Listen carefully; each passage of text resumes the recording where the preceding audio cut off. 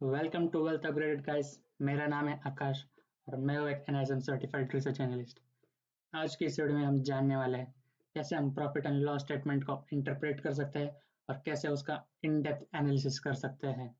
But सबसे पहले, अगर आप इस चैनल पर नए हैं, प्लीज़ सब्सक्राइब का बटन दबा दीजिए, क्योंकि बहुत ही जल्द मैं आने वाला हूँ एक प्लेलिस्ट के साथ जिसमें हम सीखेंगे कैसे रामदेव अग्रवाल जी ने 0 से लेकर 2000 करोड़ रुपए की कमाई की, कैसे कमाए, पूरा फ्रेमवर्क हम जानेंगे, इन डेप्थ एनालिसिस करेंगे, कैसे स्टॉक पिक करना है, क्या क्वालिटीज चाहिए उन कंपनीज में, ये सारी बात हम जानने वाले हैं। और मेरा टेलीग्राम चैनल जरूर ज्वाइन कीजिएगा, क्योंकि वहाँ पे मैं डालता हूँ बहुत सारे रिपोर्ट्स जिसके लिए आपको बाहर 5-6 thousand पे नहीं करना पड़ेगा। आपको पूरा सब कुछ रिपोर्ट्स फ्री मिलेगा मेरे चैनल पे। तो चलिए चलते हैं और देखेंगे कैसे हम प्रॉफिट एंड लॉस स्टेटमेंट को रीड कर सकते हैं। यहाँ पे मैंने basic profit and loss statement बना दिया है, जिसमें भी हम सब देखेंगे क्या बेसिक चीज़ें होती है उसमें। चलिए शुरू करते हैं और फिर हम बाद में एक एक्चुअल कंपनी का प्रॉफिट एंड लॉस स्टेटमेंट का एनालिसिस करेंगे। सबसे पहले होता है सेल्स। सेल्स वो होते हैं जो हमें अपने कंपनी के मेन बिजनेस से आते हैं। अब सपोज मेरा एक फर्नीचर का बिजनेस है और मैं 1000 रुपये की कमाई की है, तो यहाँ पे 1000 रुपये का मेरा प्योर सेल्स है। हम इसमें खर्चा इंक्लूड नहीं करेंगे। सेल्स मतलब जितने की आपने बिकवाली की है, जितने का आपने माल बिका है। अदर इनकम में आएगा अपने जो ऑपरेटिंग आप जो आपका मेन बिजनेस है वो छोड़ के आपने कितना पैसा कमाया दूसरे साइड से, जैसे कि रेंट से, इंटरेस्ट से, और भी कई चीज़ें जो आपके मेन बिजनेस से नहीं आ रही। चलिए कंसिडर करते हैं वो 10 और यहाँ पे 100 कंसिडर करते हैं, ताकि हमें ज़रा इजी हो जाए समझने के लिए। इसलिए हमारी टोटल इनकम हो जाती है 110। एक्सपेंडिचर जो वो खर्चे हो गए जो हमें वो फाइनल प्रोडक्ट बनाने में लगे हो गए। जैसे कि अगर मेरा एक फर्नीचर बिजनेस है तो मुझे रॉ मटेरियल चाहिए होगा, एक कार्डबोर्ड चाहिए होगा, फर्नीचर चाहिए होगा। उसके बाद मैं उस पर वर्क करूँगा और फाइनली मैं सेल करूँगा। तो चलिए इसके कुछ वैल्यू ले लेते हैं। 50 रुपीज़ ले लेते हैं और ये आ जाती है हमारा एबिटदा 60। एबिटदा क्या है? EBITDA earning before interest, tax, depreciation and amortisation. अब डरिए मत इतने बड़े नाम से। एबिटदा अपना ऑपरेटिंग प्रॉफिट दिखाता है कि हमने कितना पैसा कमाया है, बस सेल्स और एक्सपेंडिचर कंसिडर करके। नेक्स्ट है डेप्रिसिएशन एंड अमोर्टाइजेशन। अब सपोज मेरे शॉप में मैं सारे कैलकुलेशन जो बिल्स बना रहा हूँ मैं लैपटॉप पे बना रहा हूँ, और वो लैपटॉप मैं 3 साल के लिए यूज़ करने वाला हूँ, तो मैं उसका खर्चा एक ही साथ यहाँ पे नहीं लिख सकता, क्योंकि अकाउंटिंग प्रिंसिपल के हिसाब से हमें वो डिवाइड करना पड़ेगा। अगर एक लैपटॉप मेरा 3 साल भी चलता है और उसके प्राइस से हम डिवाइड कर देंगे उसे, फॉर एग्जाम्पल अगर मैंने 300 रुपीज़ का लैपटॉप लिया है और मैं उसे 3 साल चलने वाला हूँ, तो मैं हर साल यहाँ पे 100 रुपीज़ का लिखूंगा। यहाँ पे हर साल आएगा मेरा 100, 100 और 100, ये 3 साल के लिए मेरा एक्सपेंडिचर मैं ऐसे लिखने वाला हूँ। तो अभी एग्जाम्पल के लिए हम लिख लेते हैं यहाँ पे कुछ 10।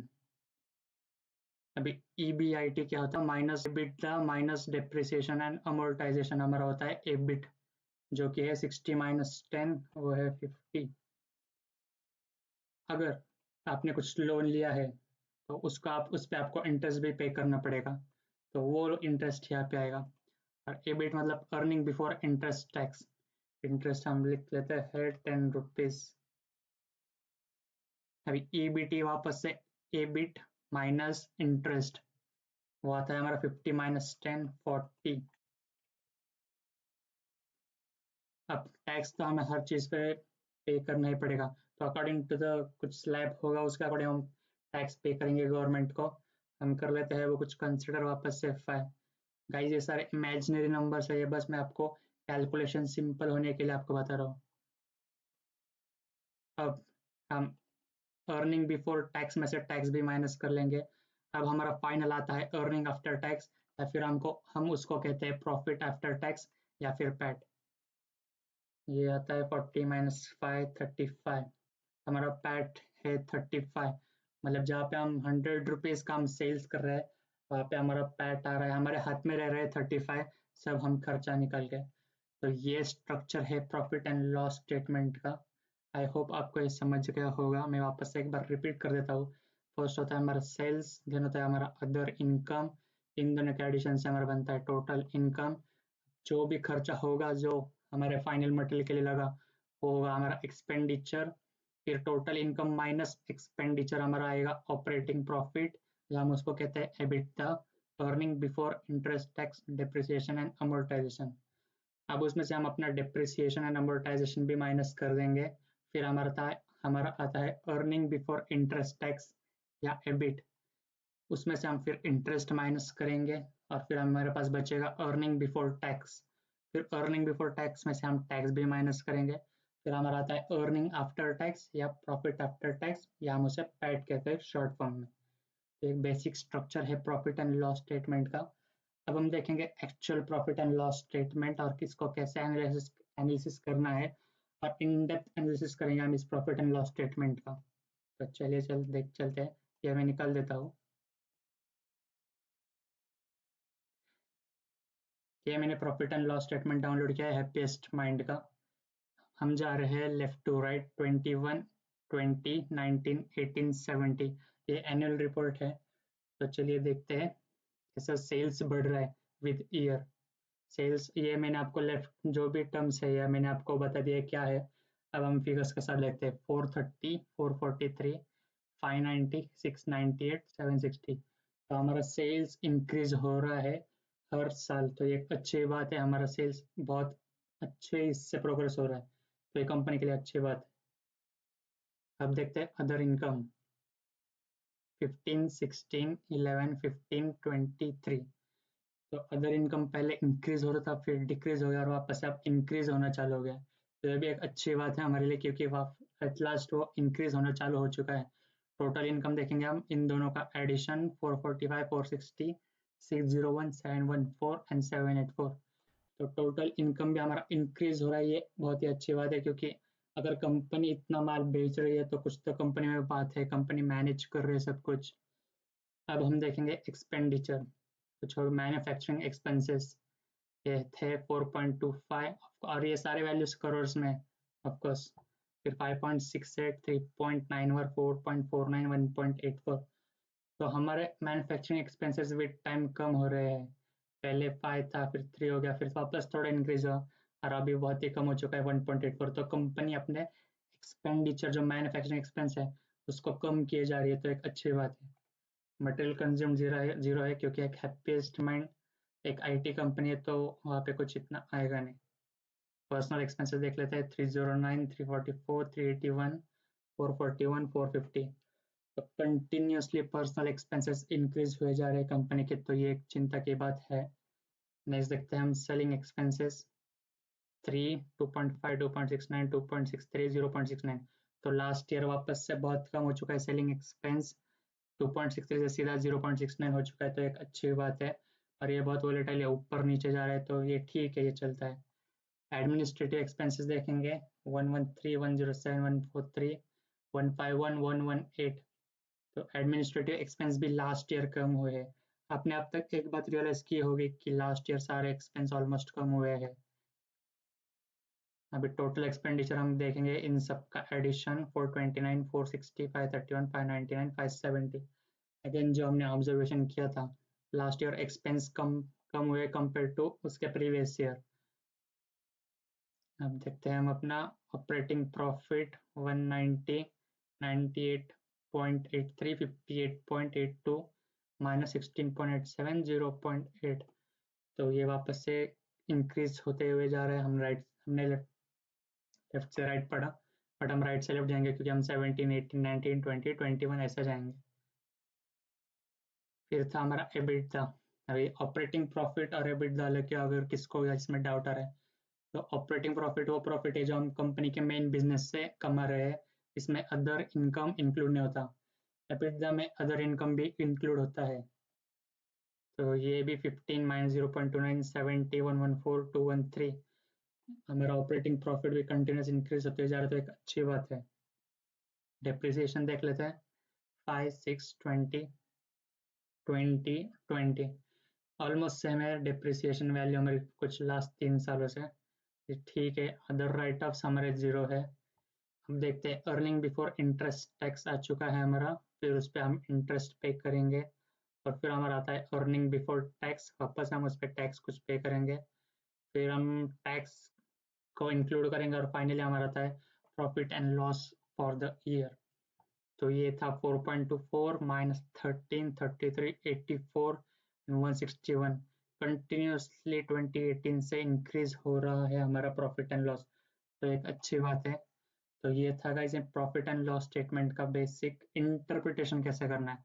अब हम इसका और इन डेप्थ एनालिसिस करेंगे, और ये आपको इन डेप्थ एनालिसिस यूट्यूब पे कहाँ पे नहीं मिलेगा, ये बस मिलेगा इस चैनल पे। तो हम करने वाले हैं ट्रेंड एनालिसिस और कॉमन साइज एनालिसिस। अब ट्रेंड एनालिसिस क्या होता है।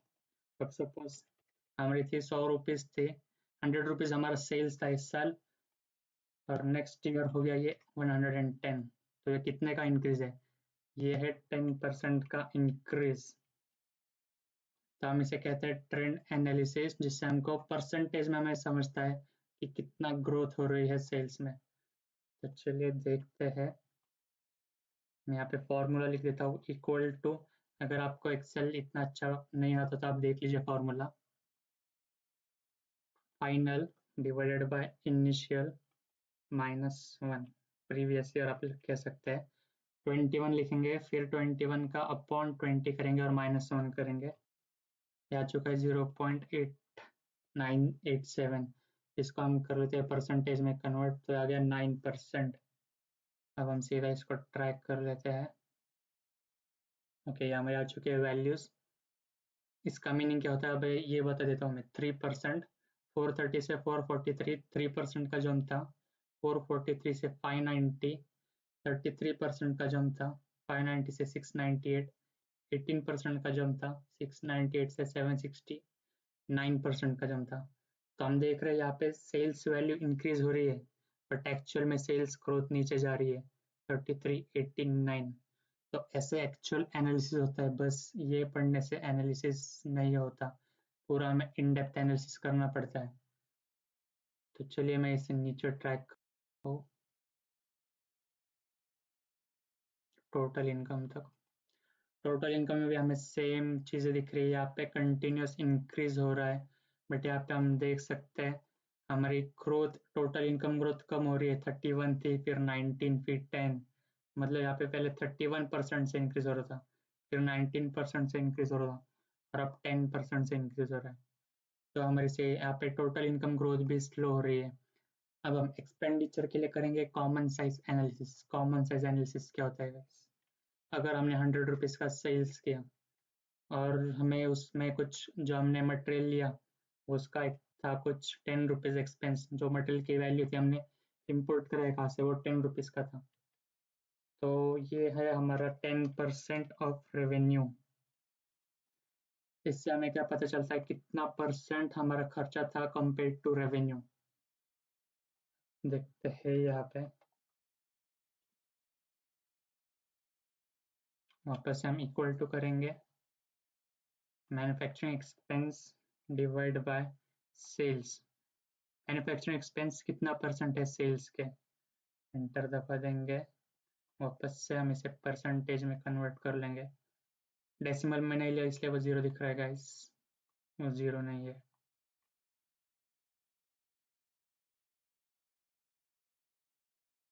ओके, यहाँ पे हम यहाँ पे डॉलर की साइन दे देंगे गाइस।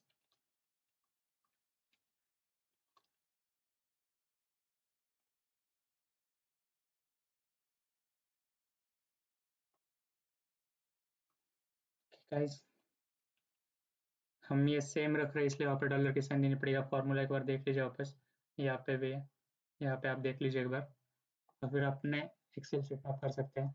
चलिए देखते हैं। मैन्युफैक्चरिंग एक्सपेंस है 0%, अप्रोक्स 0% है। फिर 1% 2020 में था, फिर 1% 19 का, 1% 18, यहाँ पे और एक आएगा।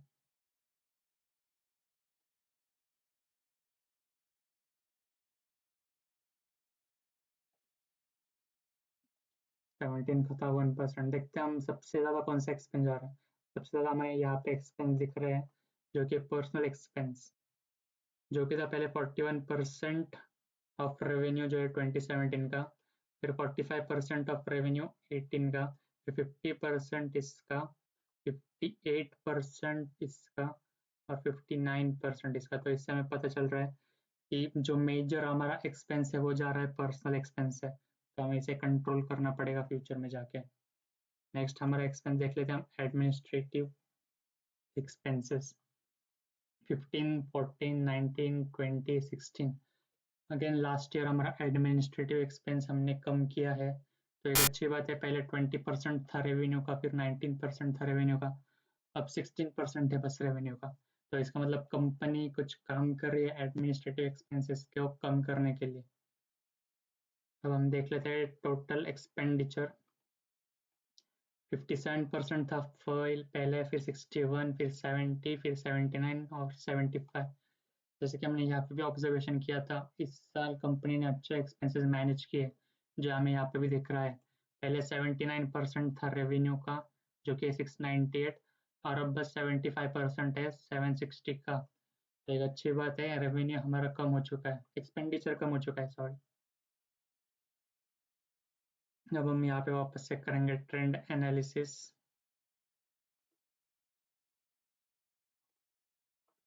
ट्रेंड एनालिसिस का जैसे कि मैंने बताया, फाइनल जो हमारी करंट वैल्यू है divided by previous -1।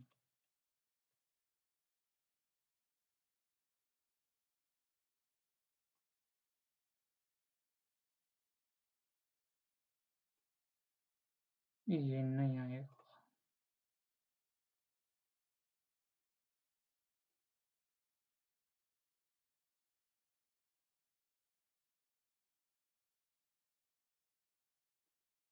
Okay guys, यहाँ पे कुछ गड़बड़ हो चुकी है, लेट मी सी। ओके, 0 था।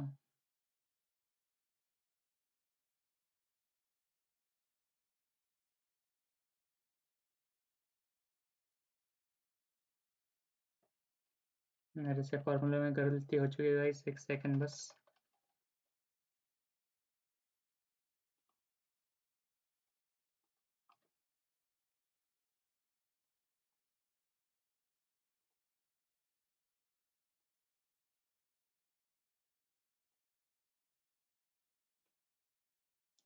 ओके, यहाँ पे 0 इसलिए यहाँ पे कुछ वैल्यू नहीं आ रही। तो हम एबिटदा भी देख लेते हैं। एबिटदा -102 -24,064.86, हमारा एबिटदा इंक्रीज हो रहा है। अब हम डायरेक्ट जाएंगे profit and loss for the year में, जहाँ पे 4.24 -13, 33, 84, 161 कंटिन्यूस हमें इंक्रीज दिख रही है वैल्यूज में। यहाँ पे हम देख लेते हैं, पहले था -408, फिर -59, फिर 150% और फिर 91%। प्रॉफिट एंड लॉस हमारा कम हुआ है compare to last year. Growth कम हुई है जबकि एक्चुअल में बढ़ा है, बट ग्रोथ हमारी कम हुई है। तो इस प्रॉफिट एंड लॉस स्टेटमेंट का हम एनालिसिस में कह सकते हैं कि हमारा रेवेन्यू इंक्रीज हो रहा है, हमारा प्रॉफिट इंक्रीज हो रहा है, बट उसकी ग्रोथ धीरे धीरे कम हो रही है। तो गाइस, ये था कंप्लीट एनालिसिस, ये प्रॉफिट एंड लॉस स्टेटमेंट कैसे हम किए कर सकते हैं। अगर आपको अच्छा लगा हो तो प्लीज़ सब्सक्राइब कर देना और लाइक कर दिए। Thank you.